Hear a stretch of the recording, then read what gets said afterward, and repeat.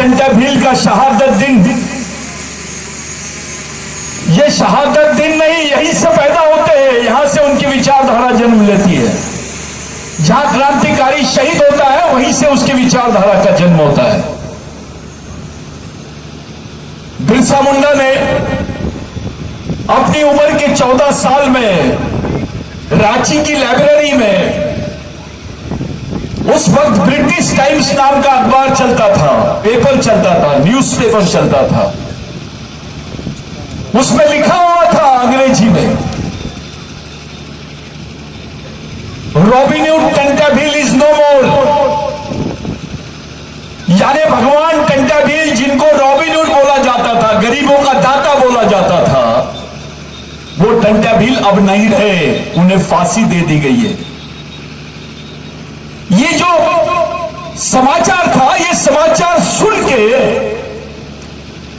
भगवान टंटाभिल का समाचार सुन के बिरसा मुंडा ने अपनी उम्र की 14 साल में तय किया कि भगवान मैं आपका काम पूरा करूंगा। और यह विचार लेकर बिरसा मुंडा ने संघर्ष शुरू किया। टंटाभिल गुजर गए, शहीद हुए, तो बिरसा मुंडा पैदा हुआ। यह होती है विचारों की ताकत। जिसने उसके विचारों को लेकर इस देश में जल जमीन जंगल की लड़ाई को आधुनिक रूप में समाज को लड़ने के लिए तैयार किया, वो बिरसा मुंडा। और जिसने जल जमीन जंगल को कैसे हासिल किया जाता है, ये साबित करने वाले भगवान टंटाभिल, ये दोनों को हम लोग याद कर रहे हैं। इस देश में सब लोग दावा करते हैं कि ये देश हमारा है, हमने देश के लिए बहुत कर लिया है, इस देश में शहीद हुए हैं। साथियों, मैं आपसे पूछना चाहता हूं और आपको बताना भी चाहता हूं कि इस देश में सबसे ज्यादा फांसी अगर किसी कौम के लोगों को लगी होगी तो वो आदिवासी। ये आप जितने लोगों को देख रहे हैं, सिद्धो कानू को देख रहे हैं, बिरजू भोई को देख रहे हैं, तिलका मांझी को देख रहे हैं, आप यहां पर जितने शहीदों को देख रहे हैं, टंटाभिल को देख रहे हैं, बाबूराव शर्मा के को देख रहे हैं, बिरसा मुंडा को देख रहे हैं, ये सभी को फांसी के तख्ते में चढ़ाया गया है। एक जीसस क्राइस्ट, उनको वो सूली पे चढ़ा दिया गया था। पूरे विश्व के लोग उनको आज भगवान के नाम से जानते हैं। आपके समाज में तो सबको फांसी दी गई है और सभी ने हंसते हंसते समाज के लिए फांसी दी है। हंसते हंसते अपने गले पे फांसी का फंदा ले लिया। ये क्यों ऐसा कर रहे थे? क्या बात थी? ऐसा आप ही लोगों के साथ क्यों हुआ? इसी मध्य प्रदेश में जबलपुर है, वहीं के जेल में टंटाभिल को फांसी दी गई और वहीं पर शंकर शाह रघुनाथ शाह को तोप में बांध के उड़ा दिया गया। एक तरफ फांसी, दूसरी तरफ आपके लोगों को तोप में बांधा जाता है और उड़ा दिया जाता है, उनके शरीर के छितरे छितरे जमा किए जाते हैं। यही टंटाभिल के साथ हुआ। जब टंटाभिल को फांसी दी गई तो उनके शरीर के अस्तित्व को भी जिंदा नहीं रखना चाहते थे ये लोग, उसकी मजार भी नहीं बनाना चाहते थे। उसके शरीर को दो हिस्सों में काटा गया, एक हिस्से को चूने की भट्टी में डाला गया और दूसरे हिस्से के टुकड़े टुकड़े करके पाताल पानी और बाकी जगह फेंक दिया गया। यह सजा अंग्रेजों ने नहीं दी थी, यह सजा यहां के लोगों ने दिए थे, जो अंग्रेजों के साथ हाथ मिला के आदिवासियों के खिलाफ में लड़ रहे थे। ताली नहीं बजाएगा कोई। आप यहां ताली बजाने नहीं, सिर्फ सुनने आए हैं। यह सजा अंग्रेजों ने नहीं दी। अंग्रेजों ने तो बोला टंटाभिल को माफ कर दिया जाए, टंटाभिल को लिविंग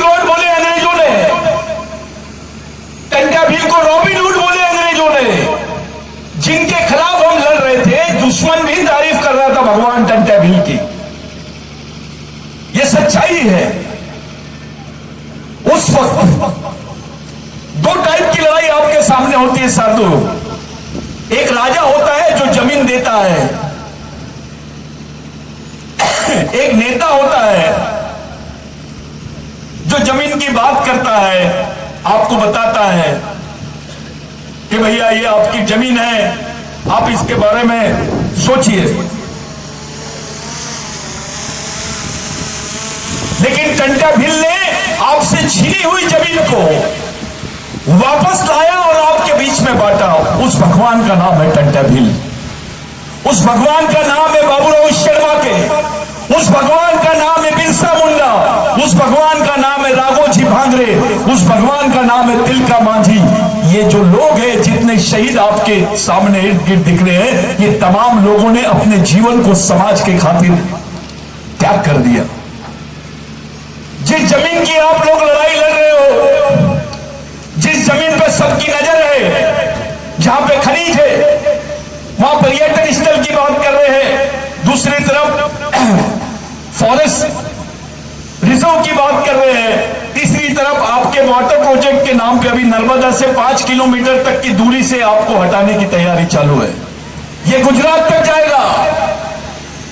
ये केवल अलीराजपुर में नहीं हो रहा है, ये देश के कोने कोने में जहां जहां आदिवासियों की जमीनें 5वीं अनुसूची की, वहां वहां ये षड्यंत्र चालू है। इनसे पूछा जाए, क्या आदिवासियों की जमीन आपको डेवलपमेंट के लिए लग रही है? दूसरों की जमीन क्यों नहीं ले रहे? टाटा की लो, अदानी की लो, अंबानी की लो। इस देश में 70% लड़ाई आदिवासियों ने लड़ी है। जो लोग ये बातें करते हैं, उनसे हमारा खुला आह्वान है कि आप साबित करो। हम साबित करके बताते हैं आपको कि इस देश की 70% लड़ाई आदिवासियों ने लड़ी है, और आदिवासियों के बदौलत इस देश में सबको जमीन पर मालिकाना हक मिला है। चाहे वो आदिवासी हो, दलित हो, बहुजन हो, ब्राह्मण हो, मुस्लिम हो, क्रिश्चियन हो, सभी को। अगर आदिवासी शहीद इस देश में लड़ते नहीं, आदिवासियों को उठाव नहीं होता जल जमीन जंगल के लिए, तो इस देश का जो नागरिक है उसके हिस्से में मालिकियत का हक नहीं आता जमीन के ऊपर, जिसको ओनरशिप बोलते हैं हम। साथियों, सबसे बड़ी तकलीफ यह है कि जिन्होंने उंगली नहीं कटाए उनके नाम शहीदों में लिख दिए इन्होंने। हमारी तो पूरी कौम की कौम शहीद है। आदिवासी लड़ता था, मरता था तो उसको क्रिमिनल ट्राइब बोल रहे थे, और दूसरे लड़ रहे थे, गलती से मर जाते थे तो उनको शहीदों का दर्जा मिल जाता था। आज भी टंटा भील को ये लोग क्रिमिनल ट्राइब बोलते हैं।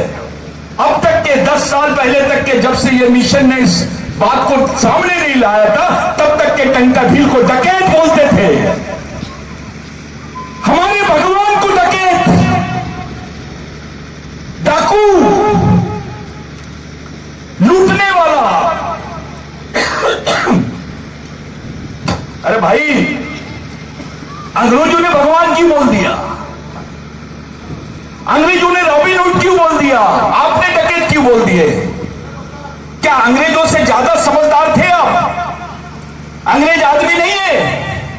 वो तारीफ करते हैं आदिवासियों की, और आप चुप रह के उसको डकैत बोलते हो, उसको क्रिमिनल ट्राइब बोलते हो, उसको डाकू बोलते हो, उसको अपमानित करते हो, ताकि उसकी प्रेरणा जो है आदिवासी समाज में ना जा सके। साथियों, इस बिरसा ब्रिगेड के मिशन ने भगवान टंटा भील के विचारों पर काम किया, उसको व्यवस्था में खड़ा किया। आज केवल मध्य प्रदेश नहीं, पूरे देश के कोने कोने तक भगवान टंटा भील के आदर्श को आदिवासी समाज और इस देश के गरीब, शोषित, पीड़ित, मजदूर लोग भी मानने लग गए हैं। पहले टंटा भील को डकैत बोलते थे। जब आदिवासियों ने टंटा भील पे काम किए, बिरसा ब्रिगेड ने टंटा भील पे काम किया, तो उसको भगवान बोलने लग गए।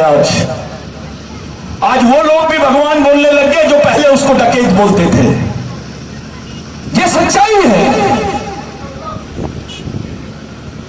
कुछ लोगों ने बोला कि भाई टंटा भील क्या किए, ये कौन है टंटा भील, इसने हमारे लिए क्या किया है? तो याद रखो, आज जो तुमको नौकरी मिली है, आपके हिस्से में जो जमीन आई है, ये टंटा भील के आंदोलन की वजह से हुई है, उन्हीं के संघर्ष का नतीजा है ये बिरसा मुंडा के संघर्ष का नतीजा है कि आपके हिस्से में जमीन आई है। 2 एकड़, 4 एकड़, 5 एकड़, 10 एकड़, 20 एकड़ जमीन जो आपको मिली है, ये इन्हीं शहीदों की बदौलत मिली है। ये जो सीपीएन बरार का कानून गुजरात के बॉर्डर से लेकर मेलघाट के बॉर्डर तक, यानी महाराष्ट्र के बॉर्डर तक के टंटा भील का एक छत्र राज चलता था। एक साथ 1 लाख ग्राम सभाओं का संचालन करते थे भगवान टंटा भील, जिसको आज आप 5वीं अनुसूची 6वीं अनुसूची के क्षेत्र मानते हैं। ये आंदोलन नहीं होता तो उसको संविधान में मान्यता भी नहीं मिलती। वो है टंटा भील। आप अपने जमीन के रिकॉर्ड चेक कर लो कि पहले आपके हिस्से में क्या था और टंटा भील के मरने के बाद आपके हिस्से में क्या आया। अरे जब फांसी दे रहे थे टंटा भील को तो उन्होंने 4 शर्तें रखी अंग्रेजों के सामने। कोई होता तो माफीनामा मांग लेता, लेकिन टंटा भील ने क्या मांगा कि मेरे कौम के लोगों को जमीन के पट्टे मिलने चाहिए, मेरे कौम को लोगों को जमीन का मालकाना हक मिलना ही चाहिए, मेरे लोगों की संस्कृति को अलग व्यवस्था दी जानी चाहिए, हमारे लोगों पर से जो क्रिमिनल टाइप का गुनहगार जमात का जो ठप्पा लगाया है आदिवासियों पर, उसको निकाला जाना चाहिए, उनको सरकारी महकमे में नौकरी मिलनी चाहिए। जब टंटा भील को बोले कि आप किसको देखना चाहते हैं, आपको तो फांसी हो रही है, तो टंटा भील ने बोला मैं अपने परिवार के लोग और किसी भगवान को नहीं देखना चाहता, मैं अपने समाज के लोगों को ही अपना भगवान मानता हूं, अपने ही समाज को भगवान से बड़ा मानता हूं, मैं पूरे समाज को देखना चाहता हूं। लाखों की भीड़ थी जबलपुर